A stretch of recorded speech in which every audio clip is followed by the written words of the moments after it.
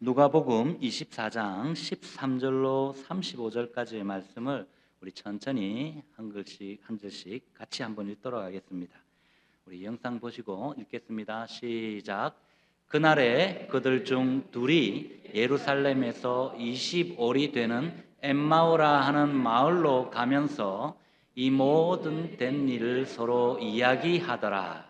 그들이 서로 이야기하며 문의할 때에 예수께서 가까이 이르러 그들과 동행하시나 그들의 눈이 가려져서 그인 줄 알아보지 못하거늘 예수께서 이르시되 너희가 길 가면서 서로 주고받고 하는 이야기가 무엇이냐 하시니 두 사람이 슬픈 기색을 띠고 머물러 서더라.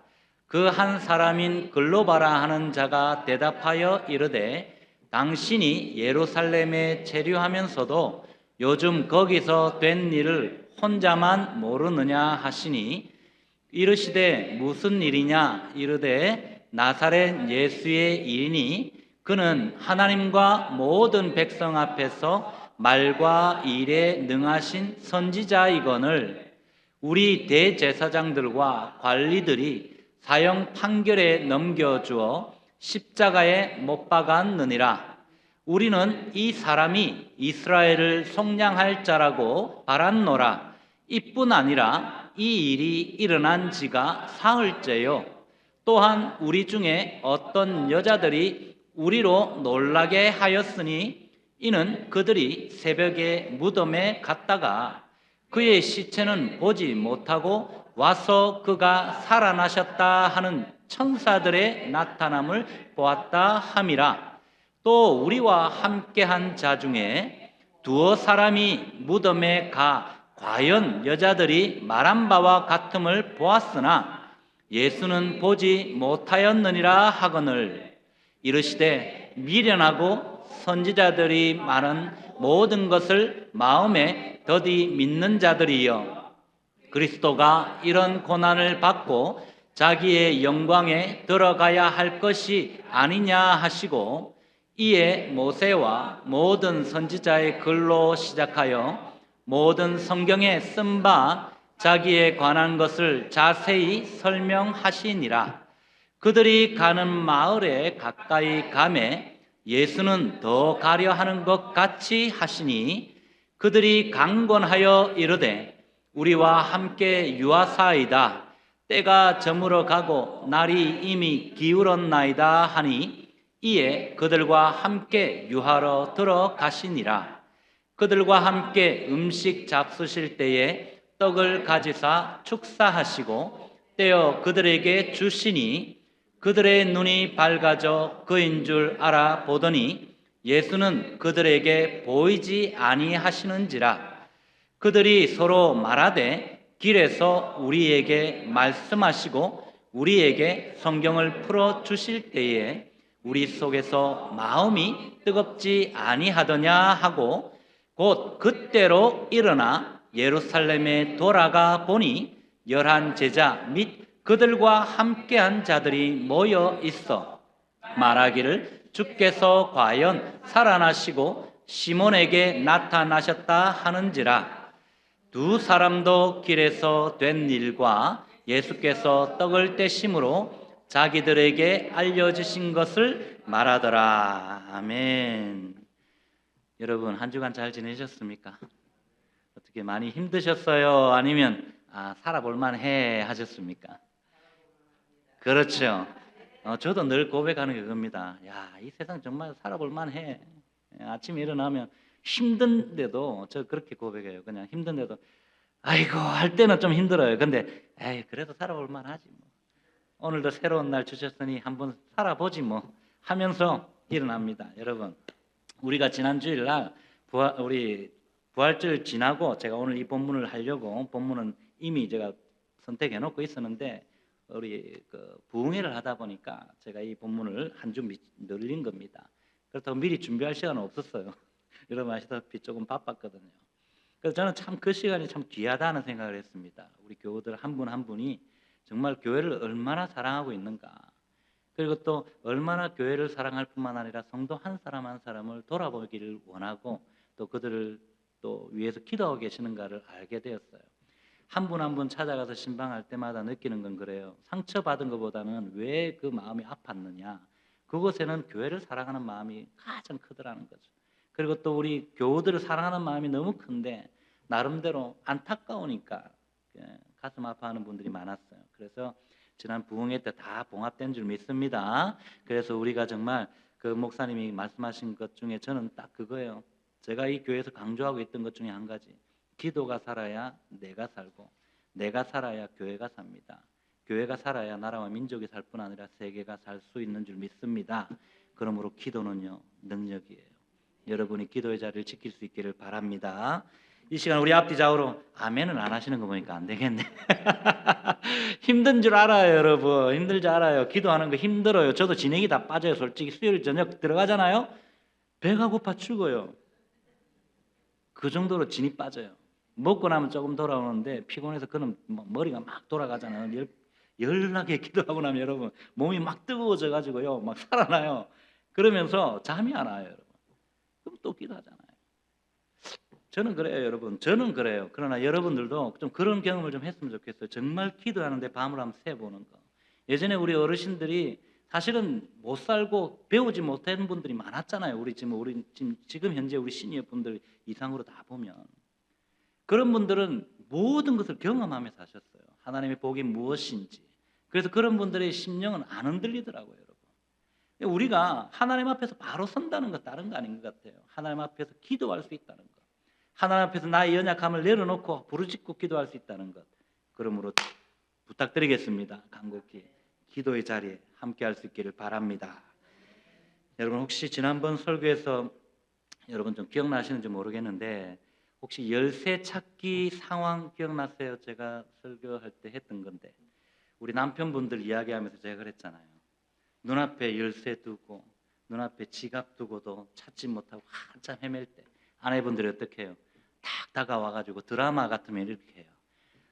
여보 당신 지갑 여기 있어요 하고 딱 갖다 드려요. 드라마 같으면 또 이렇게 여보 당신 깜빡했군요. 열쇠 여기 있어요 하고 딱 주는 거예요. 그러나 현실은 어때요?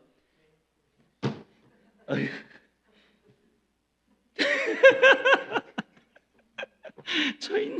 저 있네 하면서 아내분들이 두들치면서 당신 눈앞에 바로 여기 있잖아 하면서 핀잔하는 그런 민망한 상황 제가 말씀드렸죠. 동의하시죠, 여러분?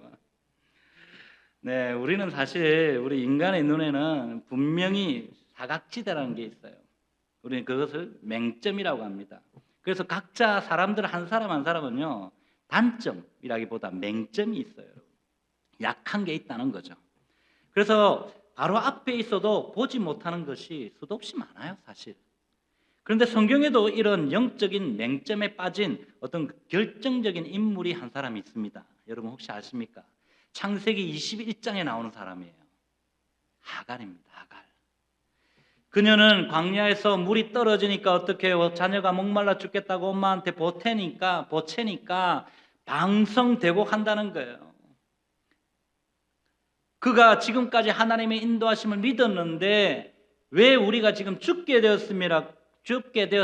라고 지금 방송되고 하고 있다는 거예요.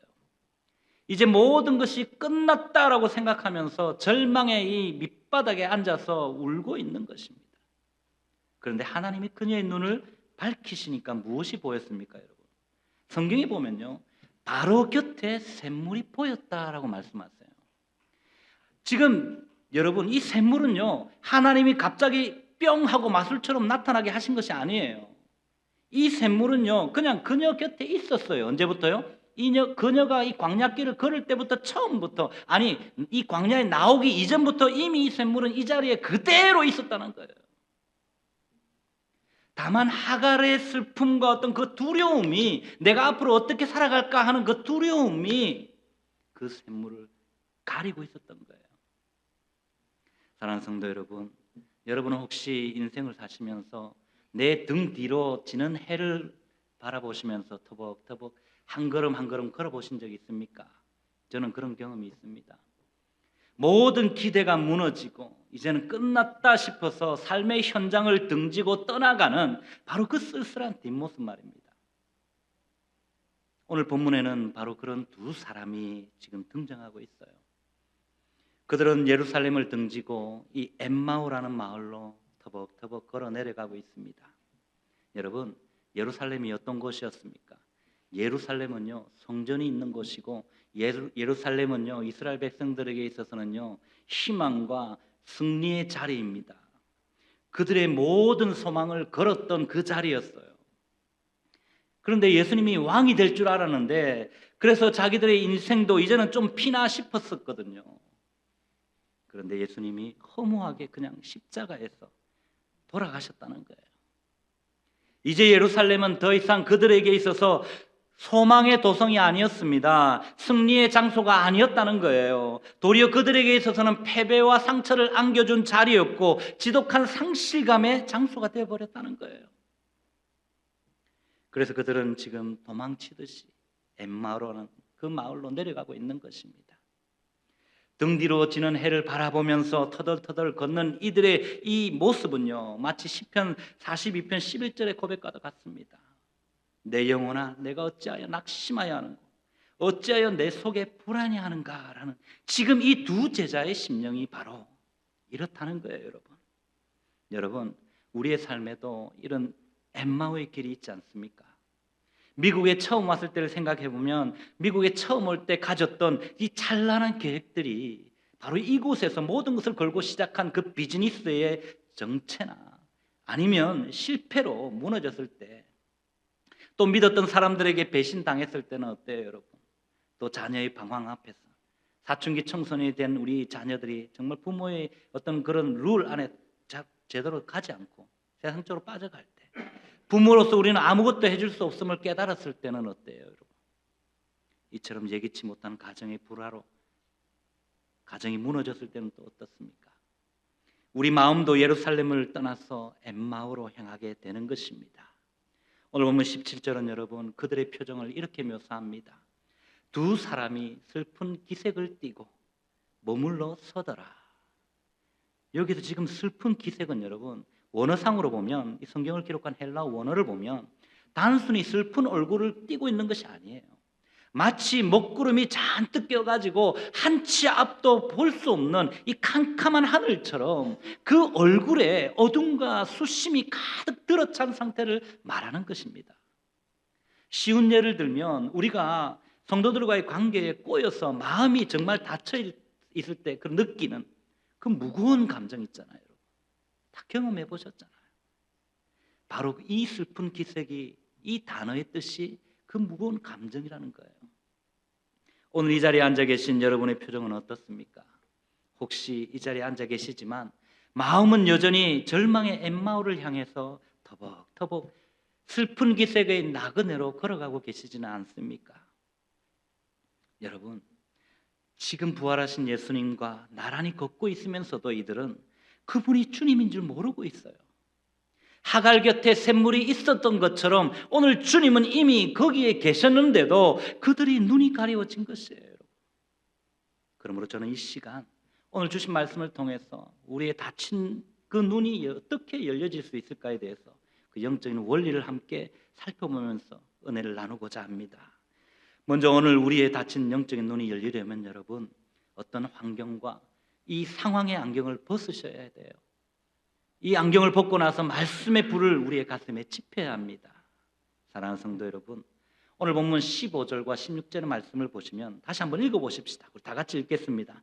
15절 16절 시작. 그들이 서로 이야기하며 문의할 때에 예수께서 가까이 이르러 그들과 동행하시나 그들의 눈이 가려져서 그인 줄 알아보지 못하거늘. 아멘. 여러분, 지금 부활하신 예수님이 그들 바로 곁에서 함께 걷고 계시는 거예요. 숨결이 느껴질 만큼 가까운 거리에서 이야기를 나누고 있다는 겁니다. 그런데 그들은 지금 주님을 알아보지 못했다고 성경은 말합니다. 왜일까요, 여러분? 오늘 성경은 그들의 눈이 가려져서라고 말해요. 눈이 가려졌다라는 말을 원어로 보니까 그냥 단순히 그들의 시야가 가려진 것이 아니에요. 그들 눈 옆에 예수님이 뒤쪽으로 와서 안 보였다는 그런 말이 아니라는 겁니다. 이것은 무언가가 강력한 어떤 힘에 의해서 시야가 완전히 차단된 상태를 뜻하는 단어를 쓰고 있어요, 여러분. 다시 말하면 절망이라는 이 짙은 영적인 안개가 예수는 죽었다라는 이 고정관념과 함께 내 인생도 이제 끝이 났다라면서 이제 터덜터덜하면서 자기 연민 속에 빠져서 부활하신 주님을 바로 옆에 두고도 보지 못하는 상황이 되었다는 거예요, 여러분. 여러분, 성경을 기록한 원어 해석을 보면 이 슬픔의 깊이가 좀 더 잘 느껴져요. 오늘 보면 17절 하반절에서 보면 슬픈 빛을 띠고라는 단어 있죠. 이것을 또 헬라어로 보면 폭풍우가 치기 직전에 검게 변한 하늘처럼 침울한 안색을 말하는 거예요. 그들은 예수님이 이스라엘을 속량할 자라고 바랐노라라고 21절에 말하잖아요, 여러분. 여기서 바랐다라는 이 원어도 보면 미완료 과거형을 쓰고 있어요. 무슨 말입니까? 우리 공부하신 분들은 알죠? 다시 말하면 과거에는 믿고 있었어요. 그런데 지금은 어때요? 끝났다. 그것은 그냥 단지 과거의 일일 뿐이다 라고 말하는 거예요. 그냥 단절된 어떤 절망을 표현하고 있다는 것입니다. 우리는 우리의 기도가 응답되지 않을 때, 비즈니스가 생각만큼 잘 풀리지 않을 때 정말 우리는 너무나 쉽게 주님을 과거형으로 가둬두지 않습니까? 이 상황에서 우리는 이사야 41장 10절 말씀을 기억해야 합니다. 다 함께 우리 한번 읽으면서 선포하십시다. 읽겠습니다. 시작. 두려워하지 말라. 내가 너와 함께함이라. 놀라지 말라. 나는 내 하나님이 됨이라. 내가 너를 굳세게 하리라. 참으로 너를 도와주리라. 참으로 나의 의로운 오른손으로 너를 붙들리라. 아멘. 제자들은 지금 여러분 두려움과 슬픔 이 속에 갇혀가지고 너무 깊이 매몰된 나머지 이 약속의 하나님의 말씀이 바로 지금 자기들 곁에서 보조를 맞추고 걷고 계심을 깨닫지 못하고 있다는 겁니다, 여러분.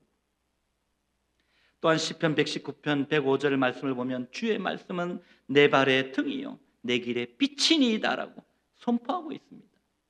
제자들은 지금 그 상황이라는 그 환경이라는 어두운 안경을 쓰고 빛이신 말씀을 지금 망각하고 있다는 것이에요. 세계적인 기독교 영성작가 필립 얀시라는 사람은 그의 책에서 하나님 당신께 실망했습니다라는 이 책에서 우리의 믿음이 흔들리는 이유는 하나님이 부재하시기 때문이 아니라 우리가 하나님의 일을 해석하는 법을 잊었기 때문이다라고 말합니다. 그렇습니다, 여러분. 여러분이 지금 주님 어디 계십니까? 주님 이 고통의 현장에서 왜 당신은 나를 도와주지 않으십니까? 라고 부르짖을 때 울부짖는 바로 그 순간 우리 주님은 지금 여러분의 신음소리를 들으면서 곁에서 함께 걷고 계신다는 것을 기억할 수 있기를 바랍니다. 다만 우리의 슬픔이 너무 커서 이 주님의 얼굴을 가리고 있을 뿐이라는 거예요. 그러므로 하나님이 침묵하시는 것 같은 이 그 순간은 여러분 사실 하나님이 가장 가까이에서 우리를 지키시고 보호하시고 돌보시는 것임을 잊지 마시기 바랍니다. 사랑하는 성도 여러분, 이곳에서의 이민생활이 때로는 검은 구름처럼 여러분들의 안색을 어둡게 하지 않습니까? 주님은 그때도 여전히 여러분 곁에서 성경을 풀어서 설명하시면서 우리에게 영적 심폐소생술을 실시하고 계시는 거예요. 심폐소생술 뭔지 아시죠, 여러분? 심장이 멎어서 쓰러졌을 때 그 골든 타임이 있잖아요. 쓰러진 분들한테 심폐소생술을 바로 해서 압박을 하고 심장을 움직이게 하면 살아나요. 그것과 마찬가지로 지금 우리 주님이 그들 곁에서 성경을 풀어서 설명하면서 영적인 심폐소생술을 실시한다는 말입니다. 보십시오, 여러분. 오늘 보면 27절 말씀을 보시면 이 부활하신 주님은요 지금 이 눈먼 제자들을 어떻게 고치고 계십니까? 어떻게 해요? 다 함께 한번 27절 말씀을 읽겠습니다. 27절 시작. 이에 모세와 모든 선지자의 글로 시작하여 모든 성경에 쓴 바 자기에 관한 것을 자세히 설명하시니라. 아멘. 여러분, 부활하신 우리 주님은요 갑자기 그냥 짜잔하고 기적을 베푸신 게 아니에요. 지금 그냥 짜잔하고 나타나신 게 아니란 말입니다. 주님은 성경을 펴서 가르치기 시작하셨다라고 성경 분명히 기록하고 있어요.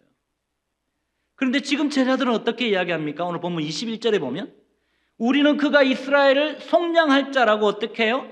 바랐노라. 아까 말했듯이 미완료 과거형으로 바랐었어.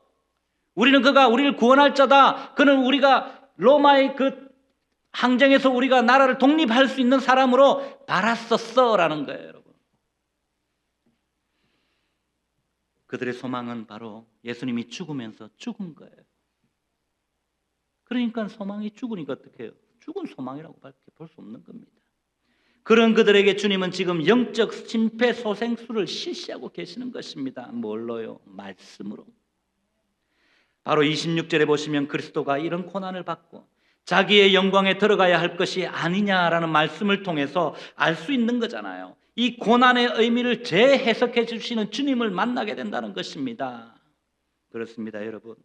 우리가 인생의 위기를 만났을 때에 정말 가장 먼저 해야 할 일이 있다면 바로 내 상황을 내 감정으로 해석하는 것이 아니라 이 하나님의 말씀으로 해석하는 것임을 믿으시기를 바랍니다. 독일 신학자 헬무트 틸리케라는 사람은요, 제2차 세계대전의 포화 속에서 성도들에게 우리의 눈에는 파괴된 건물만 보이지만 하나님의 말씀이라는 이 렌즈를 끼고 보면 그 폐허 위에서 새로운 나라를 세우시는 이 하나님의 설계도가 보인다라고 설교했습니다. 그러므로 여러분, 정말 우리가 겪는 이 비즈니스의 위기나 관계의 아픔은요, 결코 무의미한 어떤 사고가 아닙니다. 사건이 아닙니다.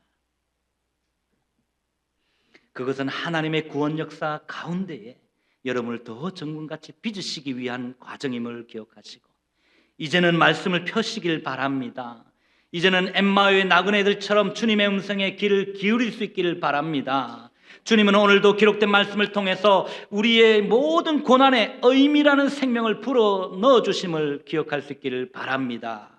그러므로 이제 여러분들이 끼고 계시는 이 어렵고 힘든 상황의 안경을 벗으시길 바랍니다. 그리고 말씀의 불을 가슴에 지필 수 있기를 바랍니다. 살아있는 이 하나님의 말씀으로 우리의 마음이 뜨거워질 때에 비로소 회복이 시작되는 줄 믿습니다. 이제 더 이상 엠마오의 길은 여러분 혼자 걷는 고독과 패배의 길이 아니에요. 여러분, 주님이 먼저 찾아오셔서 우리의 인생의 속도에 보조를 맞추시는 은혜의 동행의 길이 되심을 믿으시기를 바랍니다. 둘째로, 우리의 닫힌 영적인 눈이 열리려면 여러분, 일상의 식탁에서 살아계신 하나님의 현존을 발견해야 한다는 것입니다. 여러분, 오늘 제자들은요, 길에서 마음이 뜨거워졌지만 결정적으로 그들의 눈이 이 가렸던 것이 벗어진 것, 밝아지는 그 순간은요 따로 있었어요. 본문 30절에 보시면 바로 주님과 함께한 저녁 식사 자리에서 주님이 떡을 가지사 축사하시고 떼어주실 때에 비로소 어떻게 해요? 그들의 눈이 떼어진 거예요. 밝아진 거예요. 원어를 보면 더 놀라운 은혜를 발견하게 돼요. 이어지는 본문 31절에 그들의 눈이 밝아져 라고 말씀합니다. 여기서 밝아져라는 단어를 보면 열다의 수동태를 사용하고 있어요. 그럼 무슨 말입니까? 내가 연 게 아니죠. 수동태라는 건 다른 사람이 연 거예요.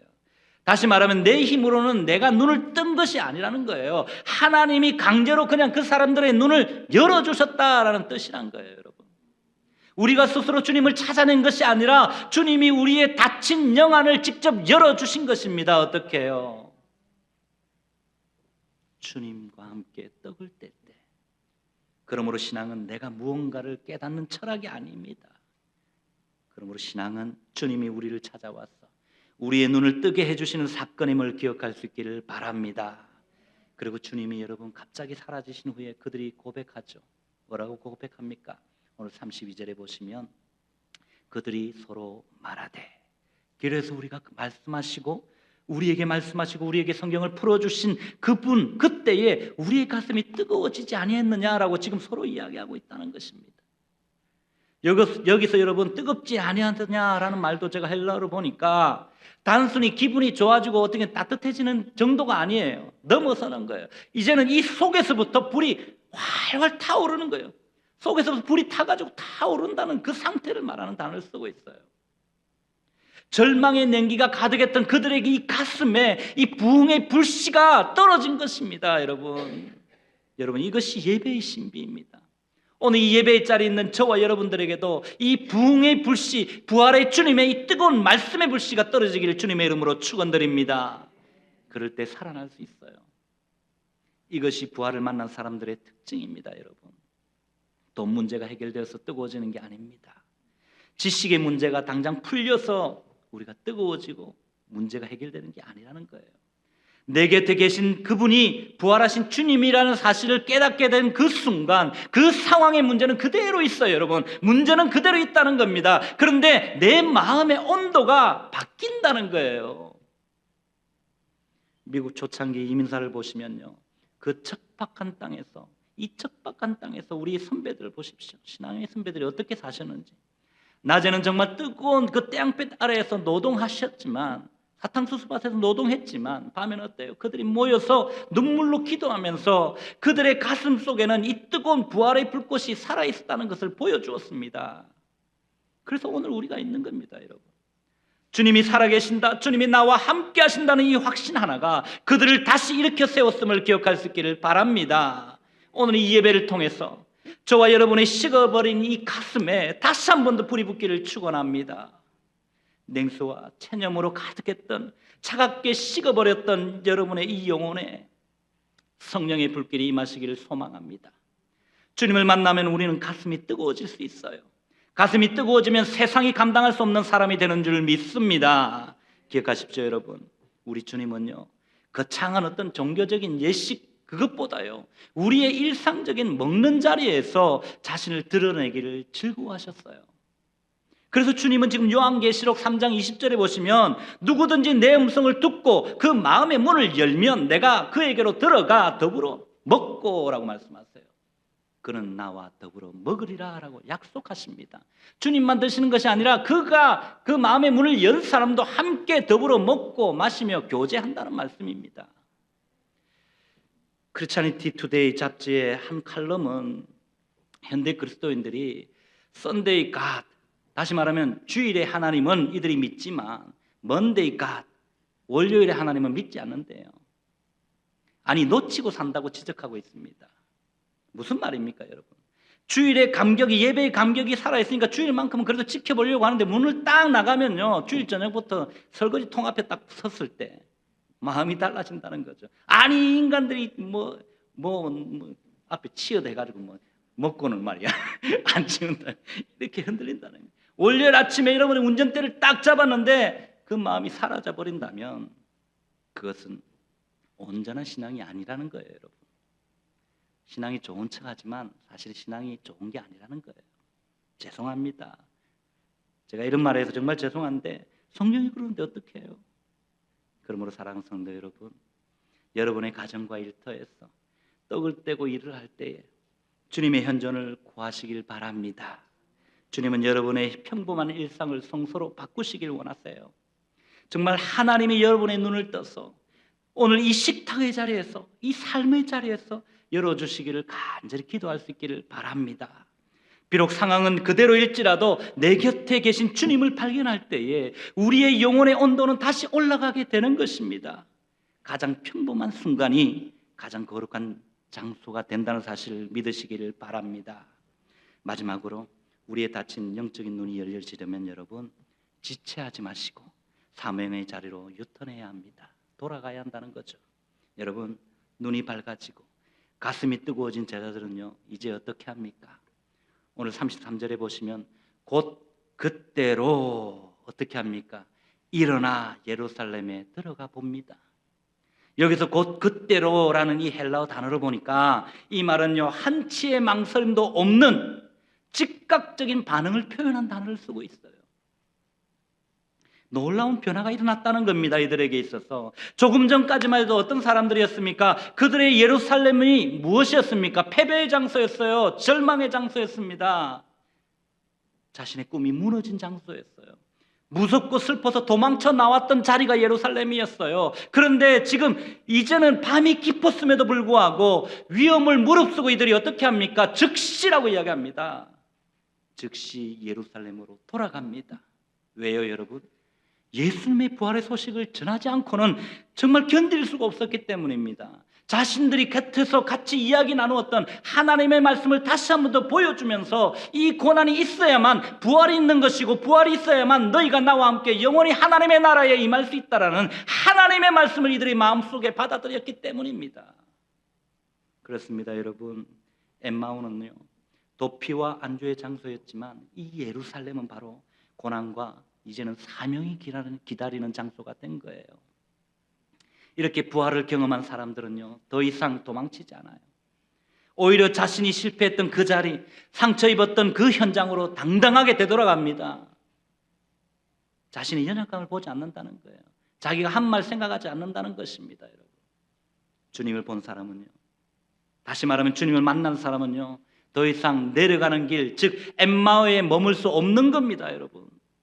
그래서 이사야 60장 1절에서도 일어나라 빛을 발하라라고 명령하고 있는 거예요, 여러분. 다시 올라가는 길, 이 예루살렘을 향해서 걸어가야 한다는 것입니다.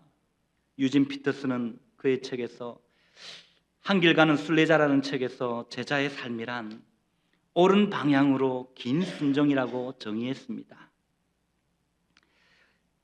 옳은 방향으로의 긴 순종, 그것이 바로 제자된 우리의 삶의 방향이라는 거예요, 여러분. 내 감정과 편안함이 아니라는 거예요. 내가 편하면 되지 아니에요, 여러분. 주님이 원하시는 방향으로 내가 좀 불편해도 이 발걸음을 돌리는 것이 진짜 제자의 도라고 말씀하는 것입니다. 사랑하는 성도 여러분, 부활의 주님을 만났습니까? 그렇다면 이제 오늘 엠마오로 가던 이 두 제자처럼 여러분들의 깊은 좌절과 그 슬픔의 자리를 털고 일어나십시오. 이제 내 형편이 좀 나아지면 예루살렘으로 가겠다고 말하지 말라는 것입니다. 지금 일어나야 하는 거예요, 여러분. 부활의 주님을 만난 바로 그 시각이 여러분의 이 사명이 시작되는 골든타임이라는 사실을 기억할 수 있기를 바랍니다. 어둡고 캄캄했던 엠마의 밤을 뚫고 이제 빛이 있는 이 예루살렘 사명의 자리로 유턴하실 수 있기를 바랍니다. 여러분의 예루살렘인 여러분의 일터, 갈등이 있는 가정으로, 또 무너진 비즈니스의 현장으로 돌아가시기를 바랍니다. 거기서 부활의 주님을 선포하십시오. 주께서 과연 살아나셨다라는 이 선포가 여러분의 각자의 자리에 임하시기를 주님의 이름으로 축원합니다. 그리고 여러분들의 삶의 현장에서 이 뜨거운 가슴을 품고 살아내실 수 있기를 바랍니다. 그럴 때 여러분들이 가는 곳마다 이 절망의 안개가 걷힐 것이고 부활의 그 빛이 비칠 것이에요. 여러분, 이렇게 뜨거워진 여러분들의 가슴이 세상을 변화시킬 것입니다. 주님을 만난 그 기쁨은 나 혼자 간직한 비밀이 아니라 이제는 즉시 달려가 나누어야 할 생명의 양식임을 기억할 수 있기를 바랍니다. 엠마오로 혼자 울며 내려갔던 그 자리였지만 예루살렘은요, 함께 기뻐할 공동체가 있는 자리라는 것을 기억하시길 바랍니다. 이제 말씀을 정리하겠습니다. 사랑하는 성도 여러분, 우리 모두는요, 각자의 엠마오로 내려가던 사람들입니다. 정말 이곳 사우스 캐롤라이나의 뜨거운 그 태양 아래에서 치열하게 여러분 살아가시다 보면 때로는 어때요? 영혼이 지치고 정말 주님이 보이지 않아서 주님, 예전에는 참 좋았지 않습니까? 그런데 왜 요즘은 이렇습니까? 라고 우리는 바란노라라는 과거형의 탄식만 내뱉을 때가 참 많지 않습니까? 여러분의 인생 노선은 지금 어디를 향하고 계십니까? 슬픈 기색을 띠고 엠마오로 내려가고 계시지는 않습니까? 혹시 이 자리에 계신 저와 여러분들 가운데에 정말 기대를 품고 시작했던 어떤 이민생활과 신앙의 여정이 어느덧 마침표 찍힌 이 절망으로 변해버린 분들은 안 계십니까? 그렇다면 지금 바로 여러분 곁을 보시길 바랍니다. 부활하신 주님이 여러분의 보조를 맞추셔서 걷고 계십니다. 부활하신 주님은 결코 우리를 포기하지 않으시는 줄 믿습니다. 주님은 오늘 우리를 찾아오셨어요. 말씀으로 우리의 차가워진 가슴을 데우셨고 일상의 떡을 떼시면서 우리의 다친 눈을 하나님의 주권적인 손길로 열어 제쳐주시는 분이심을 믿으시길 바랍니다. 주님은 너 왜 도망갔니라고 묻지 않으세요, 여러분. 조용히 그냥 곁에서 함께 걸어주시는 분이심을 믿으시길 바랍니다. 그러므로 이제 우리는 더 이상 슬픈 빛을 띤 이 무기력한 나그네가 아니에요, 여러분. 우리는 주께서 과연 살아나셨다라고 온몸으로 외치는 부활의 증인들인 줄 믿습니다. 엠마오로 향하던 절망의 하향선은 이제 끝이에요, 여러분. 오늘 이 예배의 자리가 여러분들의 인생에서 사명의 자리인 예루살렘으로 유턴하는 거룩한 변환점들이 되시기를 주님의 이름으로 다시 한 번 더 축원드립니다.